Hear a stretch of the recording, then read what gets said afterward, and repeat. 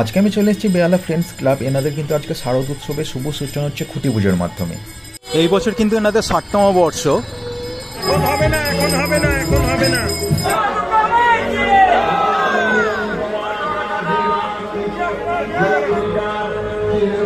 আমরা দুর্গা পুজো নিয়ে কাজ করতে যাচ্ছি এবং 10 হাতের দুর্গা, দুর্গার হাতে অস্ত্র থাকতেও পারে, না থাকতে পারে। এটা তো ছলনা হয়ে গেল। হ্যাঁ, দুর্গা খুব ছলনাময়ী, কারণ দুর্গা এমন একটা সন্ধিক্ষণে মানে অসুরকে বধ করেছে, সেটা একটা ছলনার মধ্যে দিয়ে গেছে। সুতরাং এই ছলনাটা হয়তো কাজের মধ্যে থাকবে, কারণ দর্শকরা পরতে পরতে ওই ছলনাটাকে কাটিয়ে এসে দুর্গার কাছে পৌঁছয়। কারণ আমরা এখনো জানি যে দুর্গা পুজো দেখতে যাই, আমরা প্যান্ডেল দেখতে যাই না।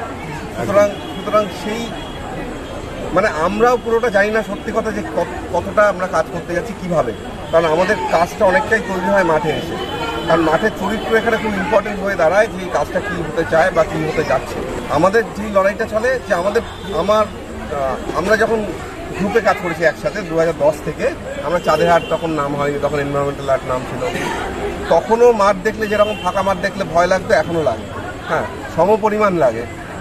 আমার মনে হয় সবারই সেটা লাগে। সেই ভয়টাই হয়তো আমাদেরকে মানে কাজ করতে সাহায্য করে। সত্যি কথা বলছি, মানে প্রথমে ওই খালি মাঠ দেখলে আমার কনফিডেন্স থাকেই না। মানে আমার কালকে এইসব খুলে যাওয়ার পর মনে হবে যে মানে একটা ফাঁকা মাঠে এসে পড়েছি এবং এইটাকে কীভাবে কাজ করব, কীভাবে ইয়ে করবো।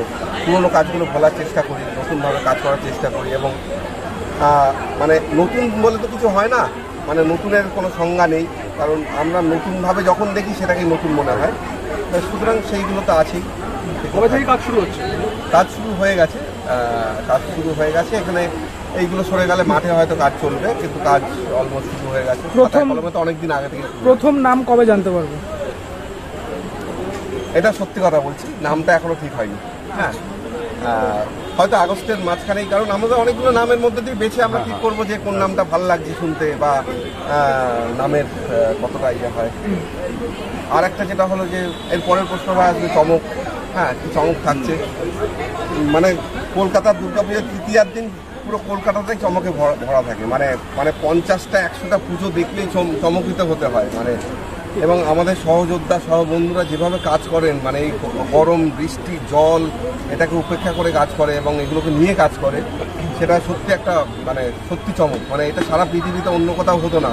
মানে ক্লাবরা এরকম প্রশ্রয় দিচ্ছে, মানে তারা এরকমভাবে জায়গা দিচ্ছে, জিজ্ঞেস করছে না কি নিয়ে কাজ করছি, তারপর মানুষ এসে সেটাকে দেখে, অ্যাপ্রিসিয়েট করেন। সুতরাং চমক তো থাকবেই, পুরো কলকাতা জুড়ে চমক থাকবে। আমরা প্রত্যেকের কাজ দেখবো, প্রত্যেকে মিলেমিশে কাজ করবো। Thank you.